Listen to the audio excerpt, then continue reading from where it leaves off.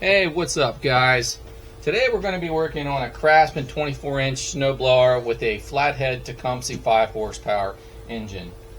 I'm not a big fan. I'll be the first one to tell you right off the back, I don't like any of the flatheads. It's kind of the thing of the past. I know on a lot of your go-karts and stuff you're going to see them style engines, lawnmowers, etc.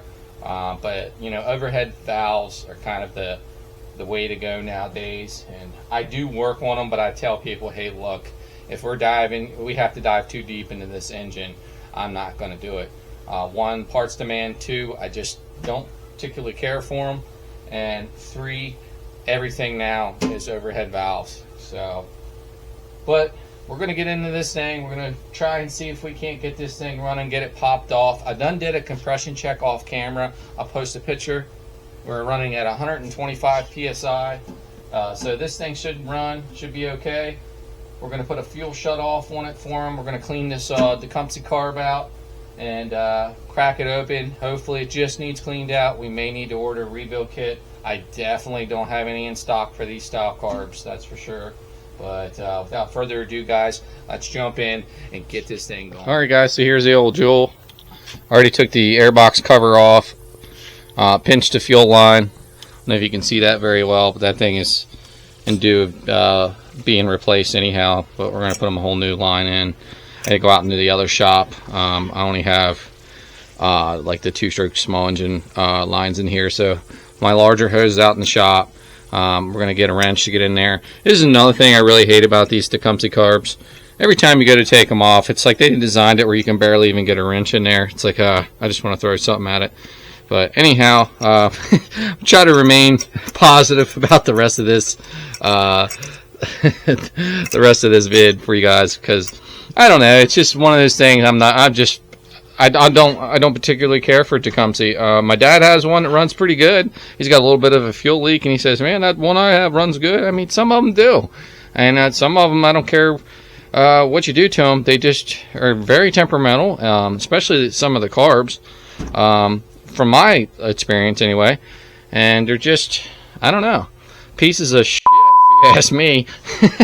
I don't know guys, but anyway, let's see if we can't get this thing fixed up and fired up for them, and see what we can do here. I think it looks okay there. A lot of times these can get bent up and mangled up down here. Last one I had in, I had to bend that back for them. We already got some grease on that gear right there, so that's all tracking good. It's one of the things I always do when I have them come in. It's very little effort, and it will definitely run a heck of a lot smoother. I even usually shoot some in there on that joint there too, and just so it works really good. We'll pop it open, check the belts out. First things first guys, we'll get this carb off and take a look and see the carnage in there. Hopefully, he said it ran 2 years ago, so I'm just willing to bet that the jets are plugged up, so let's hope all the gaskets and stuff don't break and fall apart on us. Or, you know, it doesn't look all that bad from looking into the carb. A lot of times that's a telltale sign too. But other than that, let's just hope for the best and see what happens here, guys.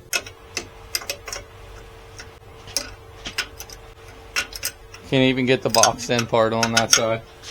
Anyhow, I'll stop ranting on how much I love Tecumseh.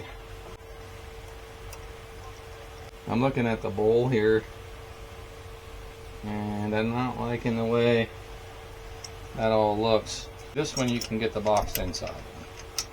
The other one you can't.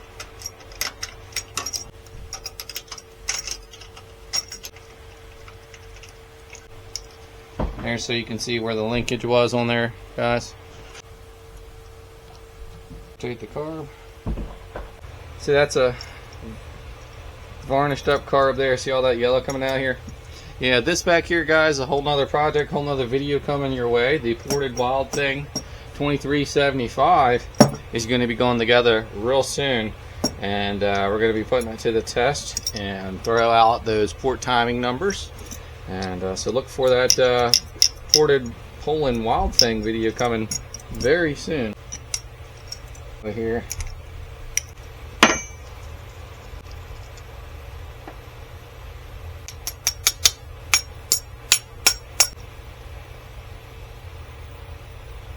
I've seen worse, guys. Not too bad. I've definitely seen worse.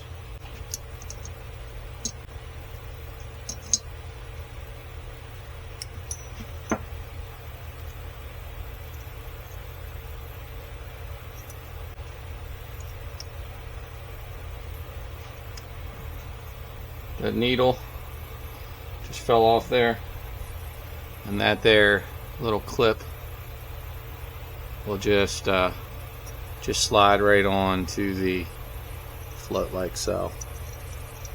So, in case somebody was wondering where that went.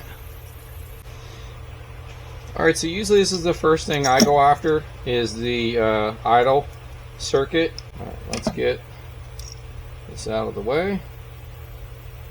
That doesn't seem in too bad a shape, so that's a good thing. Got the good old Welch plug here.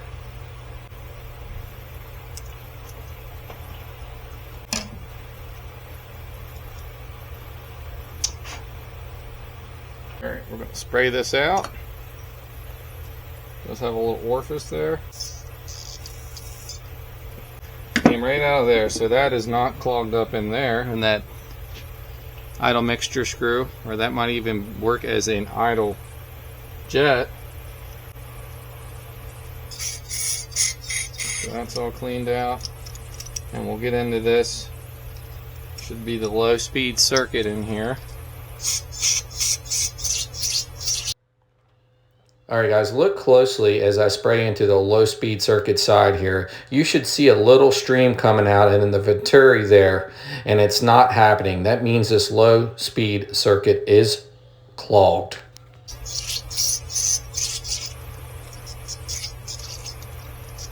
So I have nothing coming out those holes there. There, I'm starting to get some. So guys, like I've said in my other videos before with carb cleaning, especially the last video come out, when you're getting into that low speed circuit, I wasn't getting anything out of those 3 little holes there. I think it's 3 on this carb. Appears to be. So you want to make sure when you're getting this cleaned out that it starts to flow out that. I'm having a little bit of trouble. It just started to squirt out there. I might try another spray or two, but if that doesn't work out, we'll go hit it with a low pressure PSI rating on the air compressor outside, and not really blast it with like a very high pressure. Just you know, be mindful with that. You don't need to go cranking it at 100 PSI and blowing them out, but a lot of times that's a good trick of the trade when you got a clogged low speed circuit there.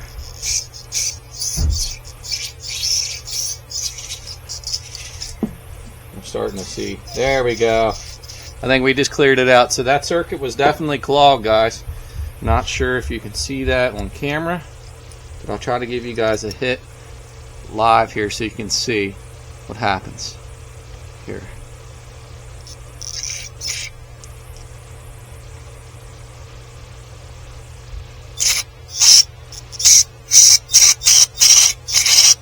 If you see that or not. So that's a good thing. Hit it with this can.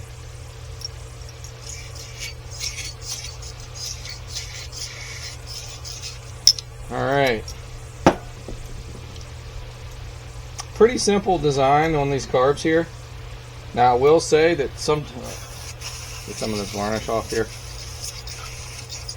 I will say that some of these carbs, if you get plugged up in there on that idle circuit, low speed circuit, for lack of better terms, or whatever you want to call it,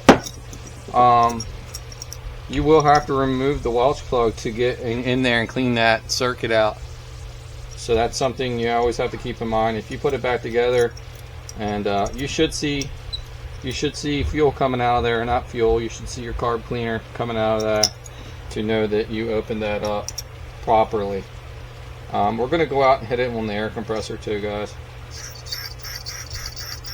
Right here's where your primer ball inlet goes. Just helps push a little bit of fuel. They're not going to feel like your chainsaw or weed eater primer ball, so a lot of people wonder why that it doesn't feel like there's anything there on these primer balls. Keep that in mind too, guys. Don't panic if you don't feel like it's priming. Alright, so here's your inlet here. Okay, fuel inlet. And that's going to come out here, so we want to make sure that's opened up.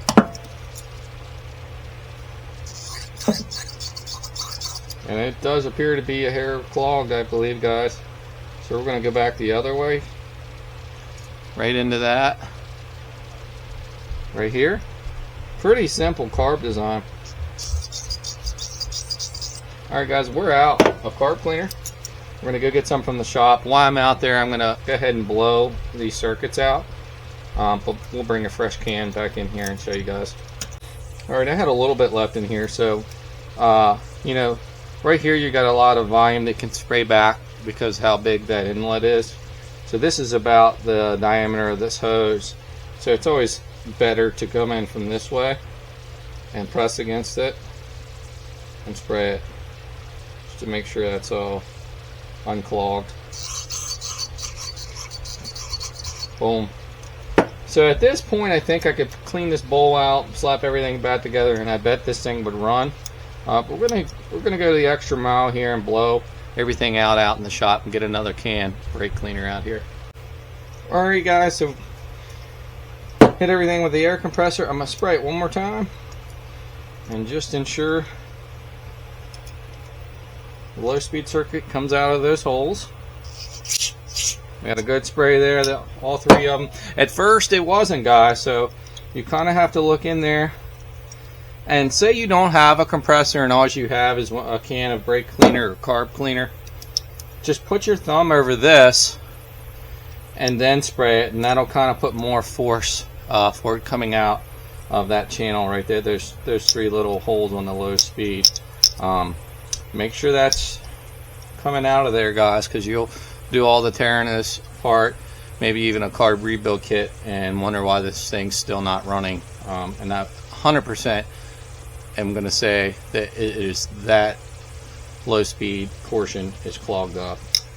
Alright guys, I always polish these up before I put them back in. As you can see, there's some discolorization on that, so we're going to polish this up.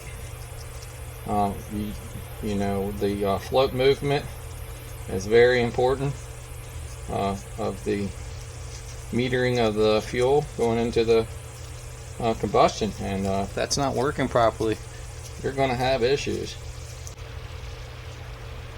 Move on, we got this polished. We're going to clean off this bowl.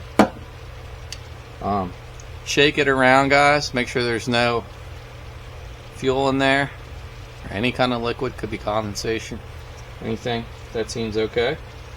We'll clean this off a little bit, get sure all that varnished old fuel is off there. The bowl wasn't that bad, so we'll just get that with just a little bit there, and get our paper towel in there and wipe it clean.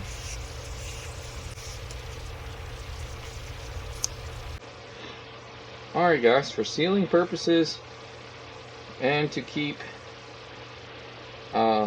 these O-rings lasting longer, I think it always helps, because if they're dried out and you pop the bowl off again, that's what's going to make this split and or break. Now this could probably have been replaced, but it's usable, guys, so we're going to send it. But it's not bad, it's not all cracked up or anything, but it probably doesn't have a whole lot of life left in that O-ring here. We are going to reuse it because it's not that bad. I'm take and go around the surface here, make sure it's all cleaned off. Guys, just a light, if you don't have grease, use oil. Don't stretch them when you put them on, just barely put that over. And float back together. And that's just going to sneak right in there. Drop that in its final home.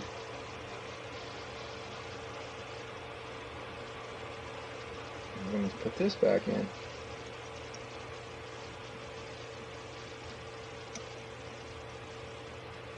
Alright guys, Just test everything out. But you definitely want to make sure this is cleaned out. Sometimes you got to get in there and it's really tricky and clean that out and make sure that's definitely not we did spray in there, but a lot of times what I'll do is get like a little piece of Scotch-Brite and get in there and polish that up and clean that out. That way it seals up really well for you guys. Yeah, I was very brave for leaving that there. But yeah, that stuff is like yellow. It's not looking as bad now. When it was coming out of there in a larger volume, you could see it definitely had some bad gas in it. Now, well, you guys can see that, but I did notice that the fuel line even was pinched. How pinched that is there. If you guys can see that real good or not, but it's definitely partially pinched. So that definitely didn't help things. And yeah, made a mess. Alright, we may have to pull the tank. Oh, there she comes. Kind of went through on a little bit of an angle. The fuel lines, it was probably usable, but I was seeing a couple little cracks, like yeah, right there. You got a couple little cracks in there on the line, and we're gonna put him a fuel shut off on here. Hopefully we can finagle something out there.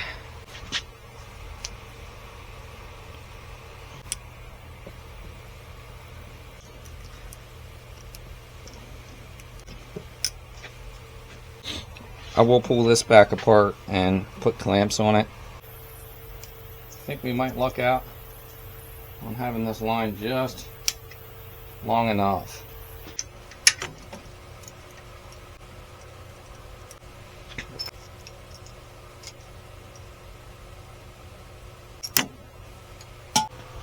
Lube up our gasket surface there a little bit. Put a light coat of grease around that. I'm going to cheat a screwdriver in here to catch the back of this bolt. That way it don't keep pushing out. Like, it's such a lovely Tecumseh design here. We'll slam this one on. It's nice to be able to take and push the line on with the carburetor off when it's a little bit contrary getting the line on there. I'm going to get in here and tighten these up with my fingers.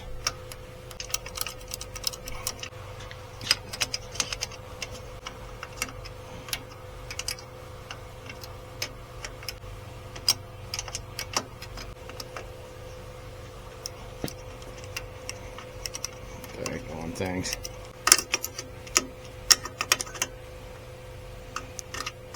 Put these in here to hold the back of this nut here.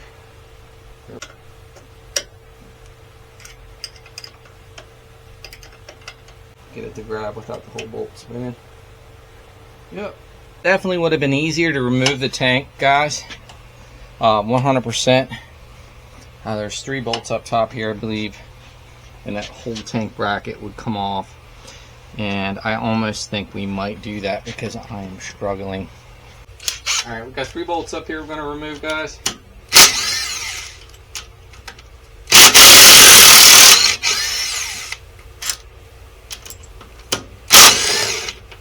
I mean, it probably would have been fine the way I had it, but we don't want it to pop off there. And we can get rid of the rest of this fuel here real quick. Alright guys, let's see if we can't push this on here all the way. Now we got the tank out of our way. Alright, I'm going to try to work this on before we mount the tank. Something like that.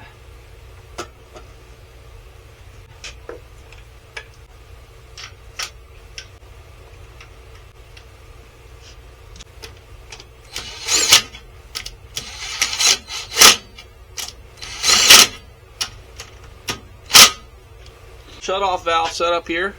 The customer requested this. I like to suggest it. It's not, you know, in a bad location either, so I kind of like that. That would be on, and that would be off. So what I'm going to do is get some fresh fuel, put it in this gas tank, and put the plug and ignition coil back on. and we're going to see if this thing runs. Guys, we're going to keep an eye on the spark plug too. I don't know how much runtime was on it, but we had a lean condition, so we're definitely going to keep an eye on that.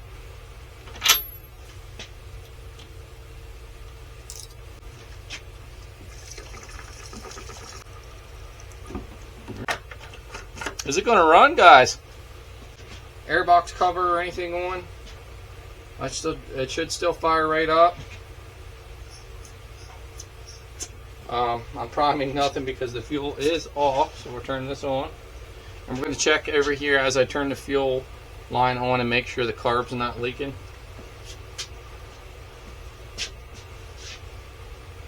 We did have a sign of a carb leak before removing this carburetor. Everything's looking good so far, guys, so let's drop this thing down and see what happens here, guys.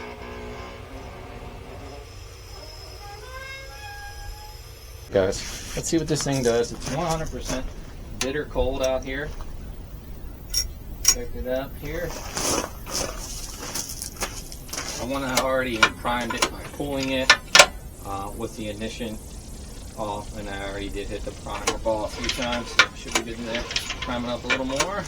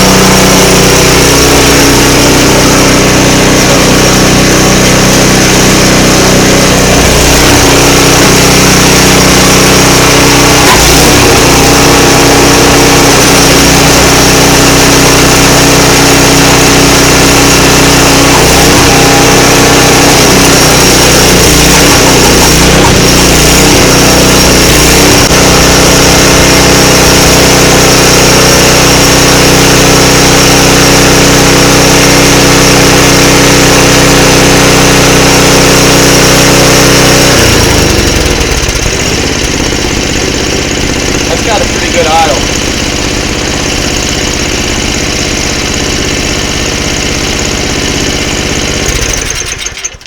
That's money, dude. Alright, we'll get this thing back in the air and start checking the belts out on this thing. It's running good for Tecumseh, guys. Surprisingly, it surged a little bit at first there, guys, but it worked itself out. That was probably all just maybe a little fuel delivery issue, and it's not the system not being 100% primed up. But other than that, definitely not bad, guys. Alright, guys, we're going to take this belt cover off here. See what she looks like. Again, they were a little screechy. It's working, you know, the auger and everything's functioning. So we'll see what the belts look like, whether we're going to order some up or not. But I'm sure he's going to want to have this thing ready to blow some snow here in a few days. So I'm just going to take a look in here, guys. The belts don't look all that bad. Probably just screechy from it setting a little bit. A lot of surface rust on these pulleys and stuff, guys. And we'll get in here and lube some of this stuff up, that's for sure. But it's really not looking too bad. You guys have a look Really not looking too bad in here for the most part. But all this change and stuff up here, and yeah, the tensioner and all that on the pulley doesn't look all that bad. I think it just had a little screech from first firing it up, but we're going to send it with these belts, guys. And it looks good on that seal on the engine and stuff there. I mean, it might have been a little leak here on that O-ring. Just a little bit of oil residue there, but that could be from overflow from filling it up too. I think we're going to lube some stuff up here, and we're going to send it, guys. This is going to pretty much wrap up the getting this Craftsman 24-inch going here. I got to put the cover back on here, which is pretty self-explanatory, guys, but this thing is running good now. All it was a carb clean. We went ahead and replaced his fuel inlet line and put him a fuel shutoff valve on here.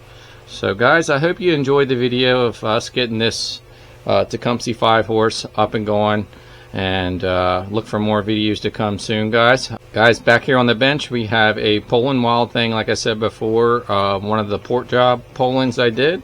So we are going to start getting that together on the next video for you guys and get this thing out and see how it performs. But thanks for watching Digging Deep, guys. If you haven't already, subscribe to the channel, comment down below, let me know what you think about this video, give us a like, and we'll see you next time.